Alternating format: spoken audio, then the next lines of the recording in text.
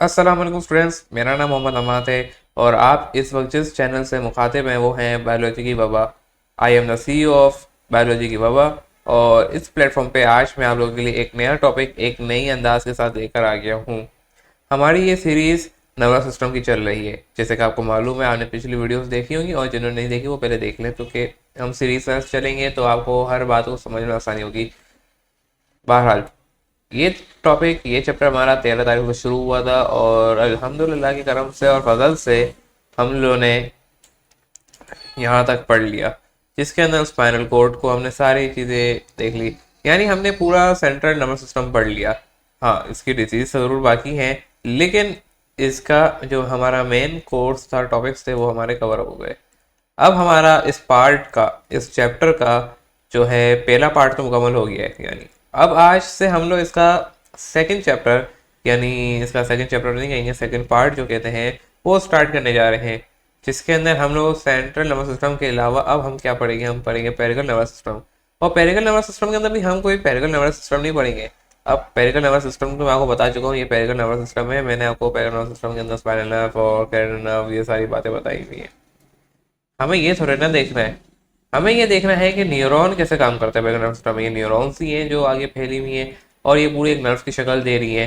तो हमें यही देखना है कि ये न्यूरॉन कैसे काम करता है, ये रिस्पॉन्स कैसे ले जाएगा और किस तरीके से ये स्टिमुलस को ले जाता है ब्रेन तक और ब्रेन से ये रिस्पॉन्स को कलेक्ट करता है। और सोते वक्त क्या आपके नर्व्स काम कर रहे होते नहीं कर रहे होते, हमें ये सारी बातें जो है ये डिस्कस करनी है। आप ये देख सकते हैं कि ये न्यूरॉन है किस तरह से काम कर रहा है।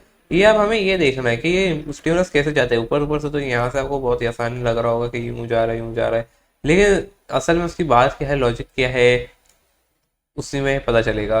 तो आज का टॉपिक मेरे लिए तो बहुत ही मज़ेदार है, कि मज़ेदार टॉपिक है कि मज़ा आएगा कि हम इसको पढ़ेंगे और अच्छी चीज़ है ये। उम्मीद है कि आप लोगों को भी ये टॉपिक को जब आप समझेंगे बहुत मज़ा आने वाला है, क्योंकि इंटरेस्टिंग टॉपिक है। एक बारीक सी हम चीज़ पढ़ने जा रहे हैं आज।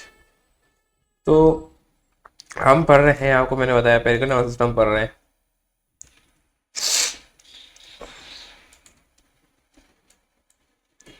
हेडिंग डाल लेते हैं सबसे पहले कि हम जो पढ़ रहे हैं वो पेरिफेरल नर्वस सिस्टम है, पार्ट 2 है हमारा इसका, इस चैप्टर का। और क्लास वाइज तो आप देख सकते हैं कि कौन सी क्लास कहाँ होगी, किस हिसाब से होगी, वो आपको मालूम होगा। बहरहाल, आगे चलते हैं। पेरिफेरल नर्वस सिस्टम पढ़ रहे हैं, यानी हम नर्व को पढ़ रहे हैं, नर्व इम्पल्स को पढ़ रहे हैं। और उसका अंदर जो असल कहानी आती है वो है आपकी, जैसे मैंने आपको बताया, नर्व इम्पल्स।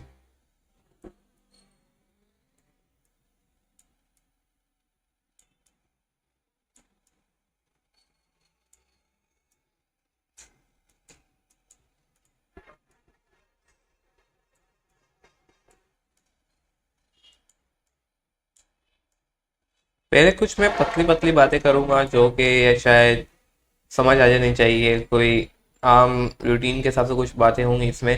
फिर इसके बाद जो है आप लोगों को जो मेरा असल मौजू है हम उस पर जाएंगे। अच्छा जी, नर्व्स मैंने क्या लिख दिया, सॉरी, नर्व स्टिमुलस मैंने लिख दिया, सॉरी सॉरी सॉरी।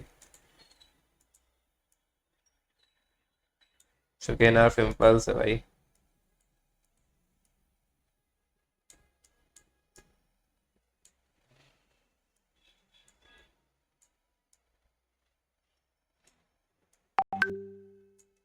आगे चलें।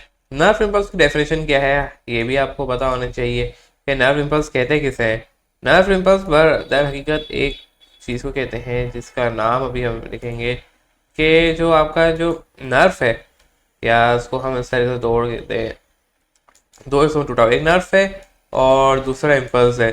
तो अगर आप देखें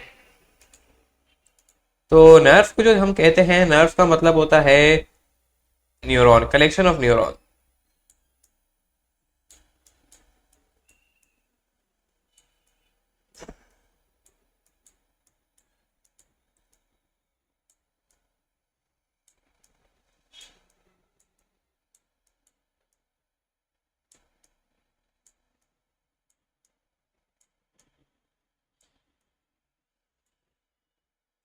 और जो आपका इम्पल्स है, इम्पल्स का मतलब तो आप वैसे जानते होंगे, आपने पूरा हार्ट एक चैप्टर पढ़ा होगा, हार्ट के बारे में हमने पूरी डिटेल स्ट्रक्चर में बताया हुआ है।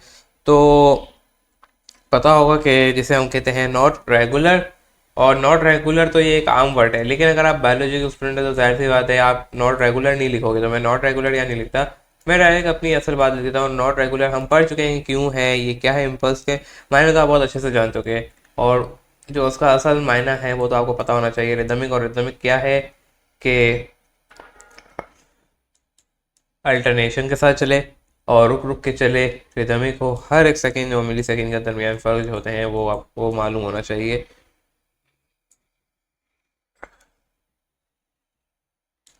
और ये न्यूरॉन भी ऐसे ही काम कर रहे होते हैं, स्ट्रक्चर आपको मालूम होगा न्यूरॉन का। अब नर्व इम्पल्स, मेरा आपसे एक सवाल है कि नर्व इम्पल्स के अंदर हम क्या क्या पढ़ने वाले हैं। हम पहले इसकी बेस बना लेते हैं कि हम पढ़ेंगे क्या क्या इसके अंदर, ताकि आपको ये बात क्लियर हो कि नर्व इम्पल्स के अंदर होने वाला क्या है।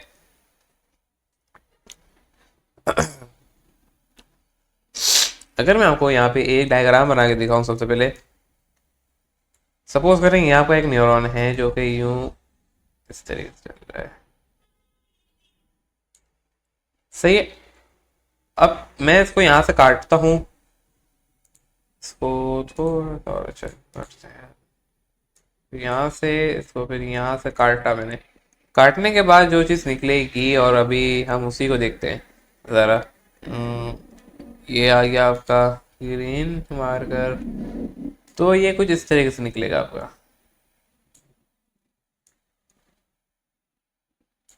ये जब हमने माइक्रोस्कोप से देखा तो यहाँ से कुछ स्टिमुलस आया था। जब स्टिमुलस आया था तो अंदर कुछ पोटेशियम्स थे न्यूरॉन के अंदर, और सोडियम की कोई कहानी चल रही थी, जहाँ पे सोडियम बाहर की तरफ था और सोडियम बाहर की तरफ होते हैं, पोटेशियम अंदर की तरफ होते हैं। और ये अपने कुछ काम कर रहे थे, तो उसको हमने स्टडी किया ये क्या कर रहे थे।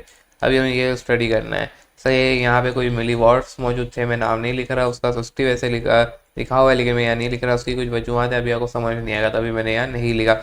ये एक्सट्रीम कंडीशन थी, ये इंटरनल कंडीशन थी। ये एक्सट्रीम कंडीशन बाहर की और ये इंटरनल कंडीशन है। तो ये कुछ फ़र्क बने हुए हैं, आप देख सकते हैं। तो ये हमें अभी स्टडी करना है, ये किस तरीके से कंस्ट्रीज होंगे इसके ऊपर, किस तरीके से काम करता है। मैं एक नया पेज ले लेता हूँ या यहीं पे लिख देता हूँ जो हमें अभी पढ़ना है।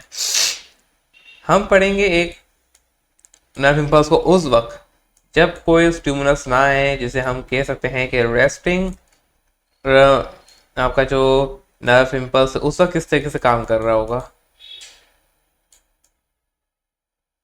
Resting membrane potential, resting membrane potential हम ये पढ़ेंगे कि जब कोई स्टिमुलस ना हो तो उस वक्त आप किस तरीके से काम कर रहा होगा, और उसकी बैक एग्जाम्पल क्या है अभी वो भी आपको बताता हूँ।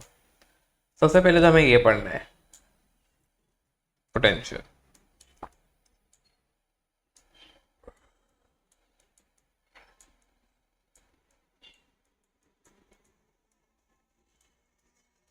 अगली बात जो हमें पढ़नी है इसके अंदर वो होगी एक्शन पोटेंशियल, मेमोरी पोटेंशियल। यानी जब कोई स्टिमुलस आए या रिस्पांस को भेजना हो तो उसके दौरान क्या कंडीशन हो जाती है नर्व या न्यूरॉन की, वो उसको कैसे काम करता है वो भी हमें देखना है।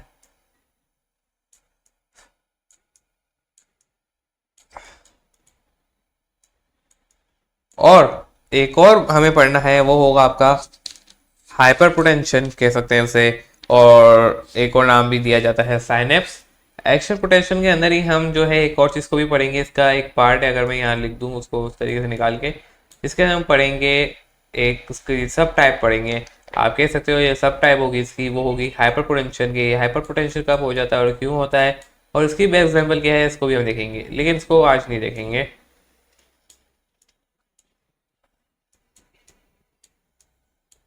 और ये होता क्यों है ये भी स्टडी करना ज़रूरी है।